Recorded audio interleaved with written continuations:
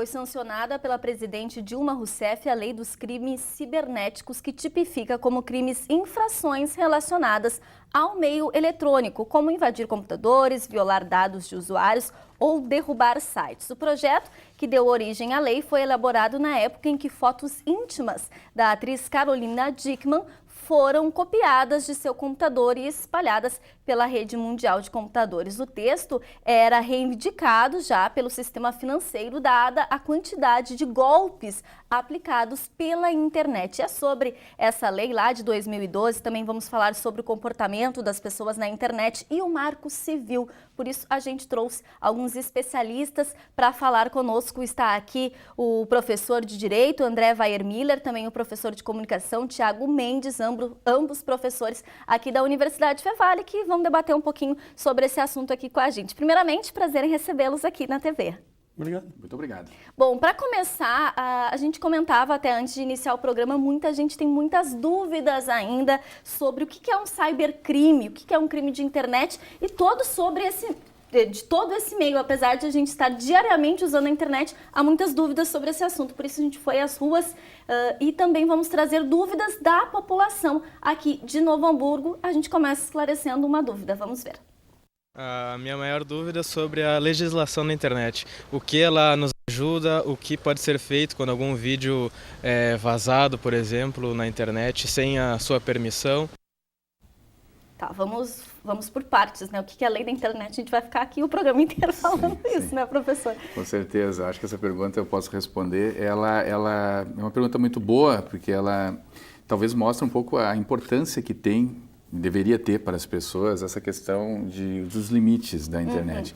Então, assim, a legislação, ela prevê já no Código Civil, que é de 2002, e trazendo já desde o Código 16, de 1916, a ideia de proteção da dignidade da pessoa, da honra da pessoa, que agora com a Constituição de 88 e com o Código Civil novo de 2002, se reforçou mais ainda com a própria noção do dano moral, por exemplo. Bom, então nós já tínhamos... Mas isso não era típico de internet, não. É a lei geral. Bem colocado, a responsabilidade civil ampla. Agora, quando a gente tem o Marco Civil da Internet, nós temos, que é agora de 2014, ele cria alguns elementos a mais a colocar ali algumas questões sobre como se dará a responsabilização, por exemplo, dos provedores ou das próprias pessoas, enfim, que se utilizam de provedores para divulgar alguma coisa que não deveria ter sido divulgado, enfim, o que em tese teria causado algum prejuízo moral ou à dignidade de alguém. Então, a legislação, pelo menos no âmbito civil, ela, com o Marco Civil da Internet, vem a complementar aquilo que o Código Civil já colocava como proteção genérica da honra e da dignidade e vindo em encontro, evidentemente, do que a Constituição também garante. Agora, no que se refere a essa lei que se fala dos crimes pela internet, que é a lei que é de 2012, que foi chamada assim com o rótulo de Lei Carolina Dickmann, essa lei ela prevê então o que a gente chama no direito penal de tipos penais específicos, altera especificamente o Código Penal no que se refere a alguma infração, então agora de cunho criminal que alguém tenha cometido pela via da internet. Sim, prevê então dentro dessa lei a aplicação de penas, que, já fazendo um comentário sobre isso, não é uma pena necessariamente alta, porque a gente vê ali que tem, claro, tem agravantes em outras situações, mas a pena máxima ali fixado para isso é 2 anos. Então, nós também temos que levar em consideração que, como a pessoa perguntou, quais seriam, então, as proteções que a lei nos oferece. Sim, são proteções das mais diversas, do âmbito criminal, civil, mas, por exemplo, nessa questão do valor, da quantidade de pena, por exemplo, eu não sei se essa lei necessariamente vai poder inibir a tal ponto as coisas, porque ela também permite para pessoas primárias ou pessoas que não têm, enfim, outras situações anteriores na justiça criminal, uma série de, vamos dizer assim, vantagens, né? Como qualquer pessoa tem em qualquer área. São fiançáveis? Sim, são questões assim mais relacionadas à transação penal, suspensão condicional do processo, são situações que são previstas para as pessoas que sei lá, se colocam numa situação em que uma norma penal incide sobre elas e que essa norma penal não fixa penas superiores a 2 anos. Isso é uma coisa bem de matéria processual penal e que se aplica, então, nesses casos. Eu não sei se essa lei necessariamente vai inibir por causa da pena. É só esse comentário que eu preciso fazer. Bom, vamos ver qual a outra questão que a gente tem? A minha maior dúvida é o que é o Marco Civil da Internet, como funciona isso, eu nunca ouvi falar. Professor Thiago Mendes, o que é o Marco Civil da Internet? Algo que a gente está discutindo tanto esse ano, a gente já fez um programa sobre isso aqui, Exatamente. Inclusive o senhor participou, mas vale falar novamente. Claro. Bom, o Marco Civil, ele é na verdade, ele vem sendo construído há bastante tempo, né, por um grupo de pesquisadores independentes ao governo. Isso tem alguns anos já, né, capitaneado pelo Sérgio Amadeu, que é um professor da UNB, bem conceituado no que se refere à liberdade da internet e esse tipo de coisa. E uma das prerrogativas desse Marco Civil era a questão da liberdade com responsabilidade. Então, o Marco ele é um conjunto de normas, né? Ele é uma forma de esclarecer aspectos no que se refere à internet, que fala de boas práticas, que fala ela não tem o intuito especificamente de dizer, isso é crime, assim, né? Ele é mais um guia de contexto para explicar. Muito se falou também sobre censura na né? internet. O AI-5 digital, né? Vinculava isso o tempo todo, que era o AI-5 digital. Na verdade, né, a ideia é poder responsabilizar quem é realmente responsável. A gente pode resgatar, por exemplo, o caso antigo, aquele da Daniela Sicarelli, que foi para a praia com o namorado e que depois processou o YouTube para tirar a foto, o vídeo. Né, e o YouTube tirava o vídeo, 5 outros vídeos eram publicados no local. Né? Então, não tem como fazer. Existe um processo que a gente chama na comunicação de viralização. Depois que ele viraliza, perdeu. Não há o que possa ser feito para remover da internet. Mas o que o Marco faz é dizer a responsabilidade não é do provedor de serviço, esse tipo de publicação. A responsabilidade de quem publicou. Então, existe uma forma, né, de dizer, se tu vai processar alguém por estar expondo a tua imagem, processa o sujeito que publicou e não o veículo. Isso te dá um pouco mais, de repente, de eficiência em conter essa questão. Isso tem a ver com a primeira pergunta até que o rapaz fez. O que eu posso fazer se um vídeo meu vazar na internet? Bom, primeiro não grava o vídeo. Primeiro não grave o vídeo. Né? Fica a dica. Dica para as meninas que gostam de fazer fotos com seus namorados. Se vocês querem ter absoluta certeza de que isso não vai parar na internet, não grava. Não grava, porque hoje a gente vive um contexto digital que é muito fácil esse tipo de transição. Né? Então, o Marco Civil ele vem para regular um pouco isso, regular um pouco a prática dos provedores de internet no que se refere à neutralidade de rede. Né? O Marco ele coloca que um provedor ele não pode condicionar determinado serviço a determinado valor. Se eu compro uma conexão, se eu contrato uma conexão de 10 mega, por exemplo, eu tenho que ter o direito a usar esses 10 mega para qualquer serviço, para acessar a internet, para download de arquivos, para ver vídeos, né? E isso é uma prática que os provedores tradicionalmente maquiavam com uma técnica que é chamada traffic shaping, que é mudar a velocidade de acordo com o que tu faz, mesmo que tu tenha contratado aquele serviço. E a terceira coisa é o direito à privacidade. O Marco regula que os provedores não podem acessar as informações de determinado usuário, exceto com mandado judicial. Isso é normalmente o que se faz com escuta telefônica, né? o mesmo processo. Né? Isso serve para que um provedor, por exemplo, o Facebook, que coleta teus dados quando está executando, não possa vender ele para determinada empresa. Mas eles têm os dados. Eles têm os dados. Né? Mas eles não podem publicar, no momento em que tu coloca esses dados na rede, eles têm os dados. O Marco Civil pressupõe também que se tu deleta um determinado dado, se tu apaga um determinado dado, ele tem que ser removido. Existe uma prática super comum nesse tipo de serviço, que quando um usuário apaga um dado, eles ao invés de apagarem o dado da base de dados deles, né, essa informação da base de dados, eles só colocam a informação de que esse dado foi apagado.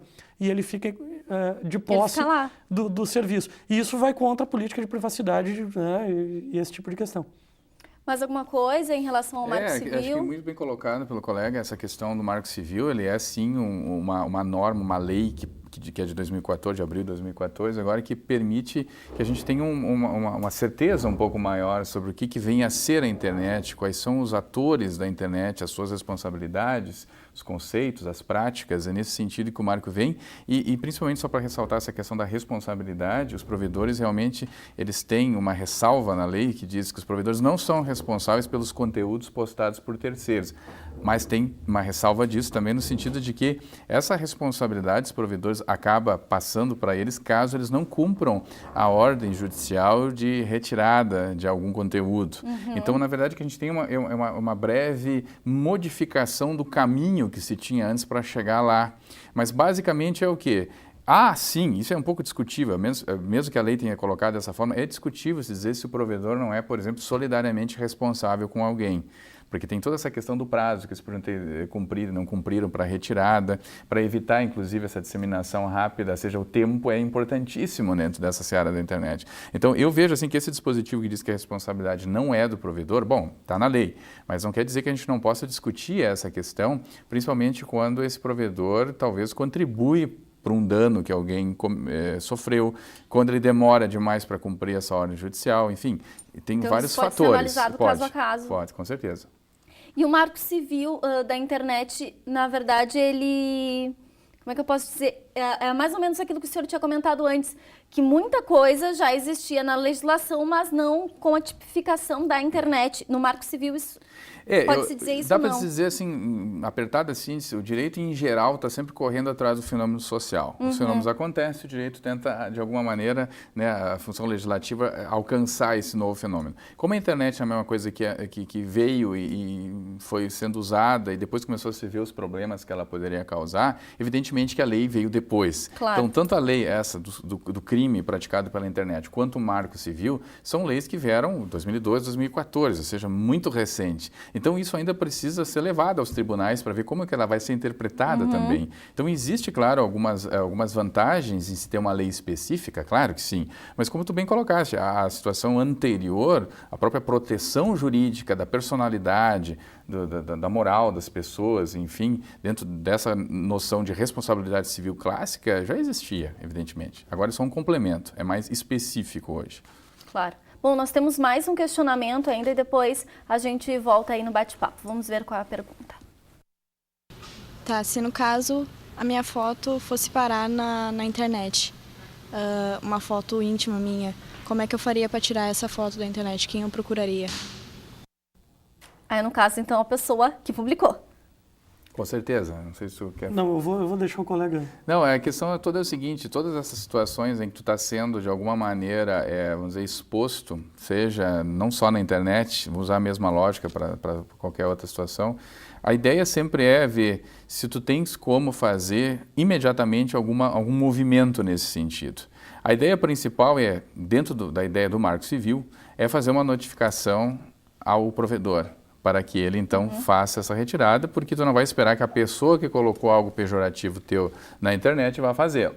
Tu precisa ver, então, quem é a via que está fazendo isso, que seria o provedor. Essa notificação precisa ser feita. Existem até sites e provedores, enfim, que têm essa possibilidade via online. Né? Sim, o próprio botão de denúncia, né? Tu vai ali, denuncia e... E como é que tu vê essa questão? Vou devolver com uma pergunta. Esse botão de denúncia funciona na prática? Isso na verdade depende do site, depende do volume de informações, né? O tráfego do próprio site. Algumas vezes, quando é um terceiro reclamando de uma foto de uma outra pessoa, né? Não a própria pessoa ofendida. Por exemplo, tem uma foto minha... E eu percebi ela na rede e eu denunciei. Né? A tendência é isso demorar bastante para ser retirado. Se tu observas e tu mesmo diz, isso está me agredindo, isso é uma foto que eu não autorizei a publicação, etc. A tendência é isso ser retirado rapidamente. O que acontece às vezes é a própria pessoa publicar se arrepender. Né? Teve um caso há pouco tempo atrás de um bar mitzvah de um menino, né, no interior de São Paulo, que fez um clipe, o pai fez um clipe com o menino cantando uma música da banda One Direction, viralizou, está na rede, né, e veiculou no Bar Mitzvah, e o pai achou aquilo muito legal e publicou no YouTube.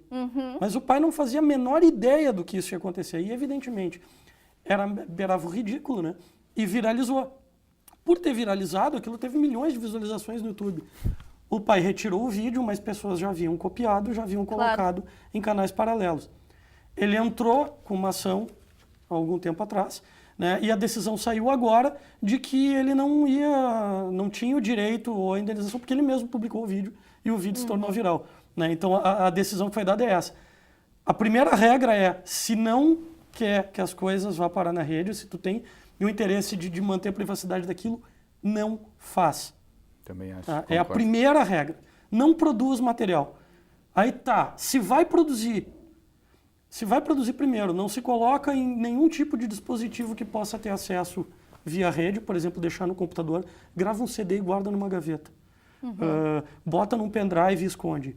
Tira, né, o principal objetivo é remover dos dispositivos com acesso à rede. Por quê? Meu computador estragou, foi um técnico lá.